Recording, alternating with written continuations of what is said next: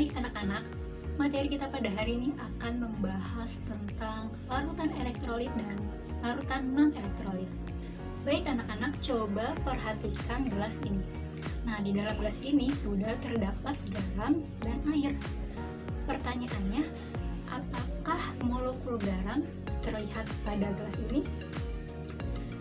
Tentu tidak terlihat. Hal ini merupakan konsep dari larutan. Larutan merupakan campuran homogen yang terdiri dari dua zat atau lebih. Nah, larutan itu sendiri terdiri dari zat pelarut dan zat terlarut. Nah, untuk spesifiknya lebih lanjut, kita akan mempelajari tentang larutan elektrolit dan larutan non-elektrolit. Anak-anak, ada yang tahu apa bedanya garam dapur atau NaCl dalam fase aqueous dan NaCl dalam fase liquid? Nah, NaCl pada fase liquid ini merupakan garam dapur pada kondisi lelehan murni atau cairan dan hanya terdapat satu senyawa, yaitu NaCl. Sedangkan untuk NaCl dalam fase aqueous merupakan garam dapur pada kondisi yang sudah dilarutkan dengan air. Nah, pada NaCl aqueous ini terdiri dari dua senyawa, yaitu air dan garam atau NaCl. Nah, pertanyaannya, apakah ada persamaan antara NaCl liquid dengan NaCl aqueous? Nah, anak-anak, ketika NaCl liquid ini dipanaskan hingga titik lelehnya, maka NaCl ini akan terdisosiasi menjadi ion-ion penyusunnya, yaitu Na+ dan Cl-. Nah, sama halnya untuk NaCl aqueous, ketika garam dilarutkan dengan air, maka akan terdisosiasi menjadi ion-ion penyusunnya. Jadi, persamaan antara NaCl liquid dan NaCl aqueous adalah sama-sama terdisosiasi menjadi ion-ion penyusunnya yang bebas bergerak. Nah, pertanyaannya, bagaimana cara membuktikan bahwa ion-ion ini memang bebas bergerak dalam NaCl liquid dan NaCl aqueous pada sebuah larutan? Nah, anak-anak, kita dapat membuktikannya dengan mengalirkan listrik pada lelehan atau larutannya. Nah, jika terbukti adanya ion-ion bebas yang terbentuk, maka akan terjadi beda muatan potensial sehingga listrik mengalir di dalamnya. Nah, untuk lebih jelasnya, yuk kita tonton video percobaan larutan elektrolit yang satu ini. Pada percobaan ini, ketika larutan NaCl dialiri listrik, maka didapat hasil lampu menyala dan adanya gelembung-gelembung gas. Nah, anak-anak, syarat utama elektrolit adalah adanya ion-ion yang bebas bergerak baik dalam larutan maupun lelehan.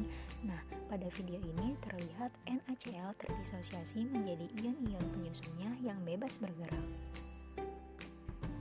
Nah, anak-anak, jadi lelehan atau larutan yang dapat menghantarkan arus listrik karena terbentuknya ion-ion yang bebas bergerak disebut sebagai elektrolit. Nah, salah satu penanda bahwa larutan itu merupakan elektrolit atau tidak ditandai dengan adanya gelembung gas dan lampu menyala. Anak-anak, tadi Ibu sudah menjelaskan tentang elektrolit. Nah, sekarang kita lanjutkan dengan membahas lawannya, yaitu non-elektrolit. Nah, anak-anak, kira-kira tahu tidak apa itu non-elektrolit atau larutan non-elektrolit? Nah, non-elektrolit. Non-elektrolit merupakan larutan atau lelehan yang tidak dapat menghantarkan arus listrik karena tidak terbentuk ion-ion bebas di dalamnya.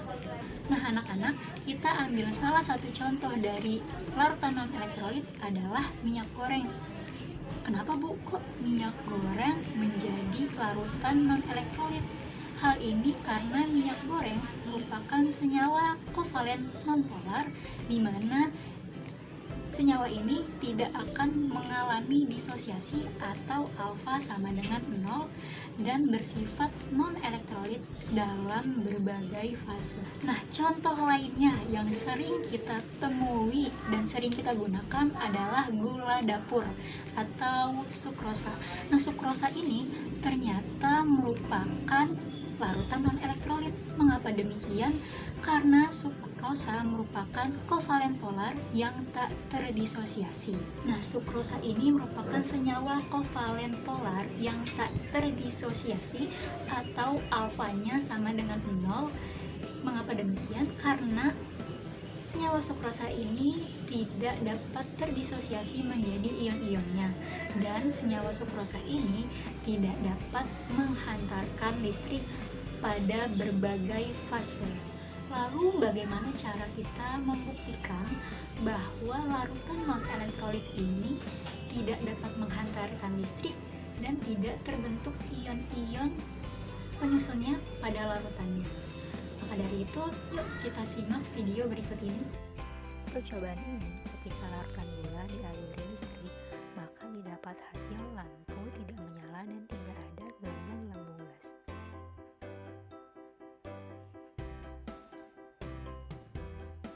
Dalam larutan gula, larutan ini tidak terdisosiasi menjadi ion-ionnya. Bisa dilihat anak-anak, maka tidak ada beda muatan dan tidak ada listrik yang mengalir.